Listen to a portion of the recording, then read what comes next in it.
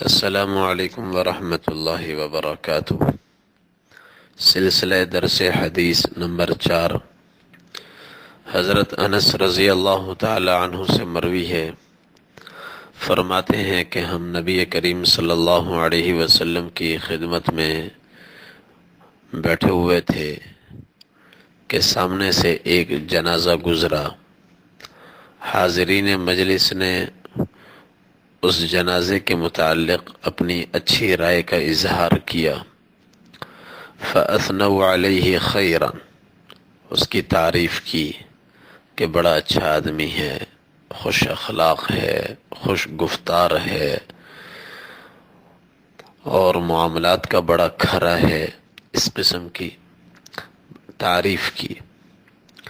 نبی کریم صلی اللہ علیہ وسلم نے تعریف سن کر ارشاد فرمایا وجبت، واجب ہو گئی۔ تھوڑی دیر کے بعد ایک اور جنازہ گزرا۔ حاضرین مجلس نے اس کے متعلق اپنی اچھی رائے کا اظہار نہیں کیا۔ فَأَثْنَوْا عَلَيْهِ شَرًّا،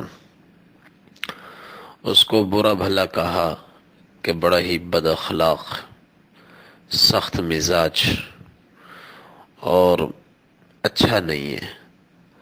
اس کے متعلق اس کی برائی کا اظہار کیا تو نبی کریم صلی اللہ علیہ وسلم نے ارشاد فرمایا وجبت، واجب ہو گئی۔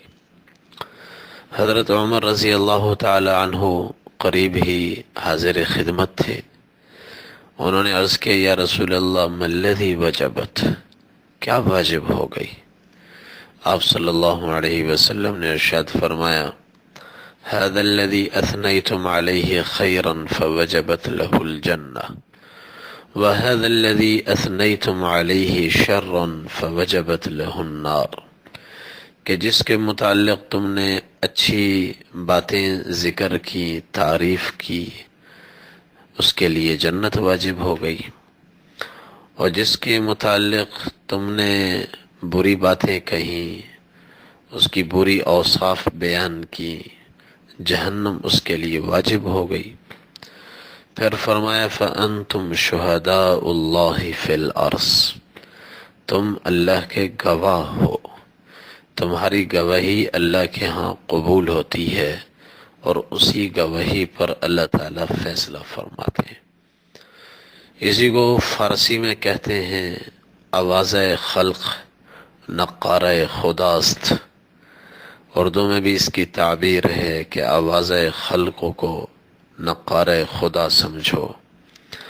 یہ حدیث انتہائی اہمیت کی حامل ہے کہ اللہ تعالیٰ کے ہاں انسانوں کی گواہی پر فیصلے ہوتے ہیں۔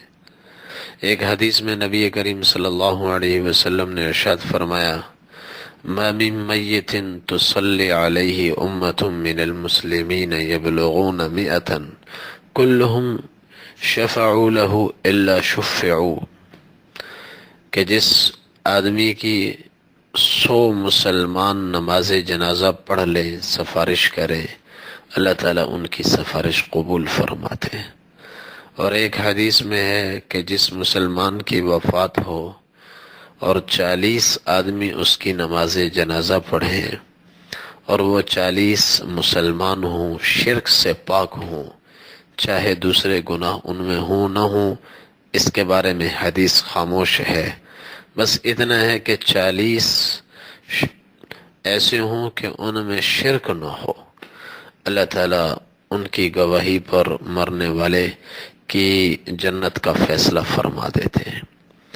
ایک اور حدیث میں حضور پاک صلی اللہ علیہ وسلم نے ارشاد فرمایا ایما مسلم شہید له 4 بالخیر ادخلہ اللہ الجنہ، کہ جس آدمی کے متعلق 4 آدمی اس کی خیر کی گواہی دے دیں، وہ کیسا ہی ہو، اللہ تعالیٰ اس کو جنت میں داخل فرما دیتے ہیں۔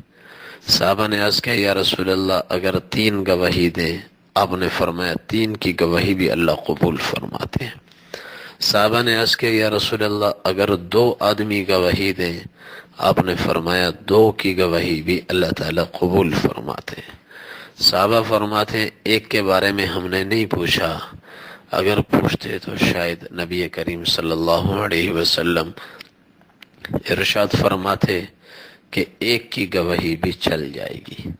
اس حدیث سے جو میں نے شروع میں بیان کی، ایک سبق یہ بھی ملتا ہے کہ انسان اول تو گناہوں سے پورے کلی طور پر بچے، اور اگر کبھی بشری تقاضے کی وجہ سے انسان کے لیے گناہوں سے بچنا بہت ہی مشکل ہو جائے تو کم از کم اس کا اہتمام کرے کہ اعلانیہ گناہ نہ کرے، اعلانیہ گناہ نہ کرے، اس لیے کہ جب کوئی آدمی اعلانیہ گناہ کرتا ہے تو وہ حدود سے آگے نکل جاتا ہے، اور حدیث شریف میں آتا ہے کہ پوری امت قابل معافی ہے، کھلم کھلا گناہ کرنے والے قابل معافی نہیں ہیں۔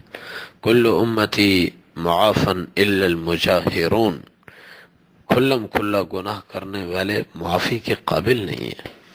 اللہ تعالی ہم سب کو توفیق عمل نصیب فرمائے اور اچھی مثال بننے کی توفیق عطا فرمائے کہ لوگ ہمارے متعلق بھی اچھی رائے قائم کریں، بری رائے قائم نہ ہو، تاکہ ان کی اچھی رائے قائم کرنے پر اللہ تعالی ہمارا بھی بیڑا پار فرما دے۔ وآخر دعوانا ان الحمد للہ رب العالمین۔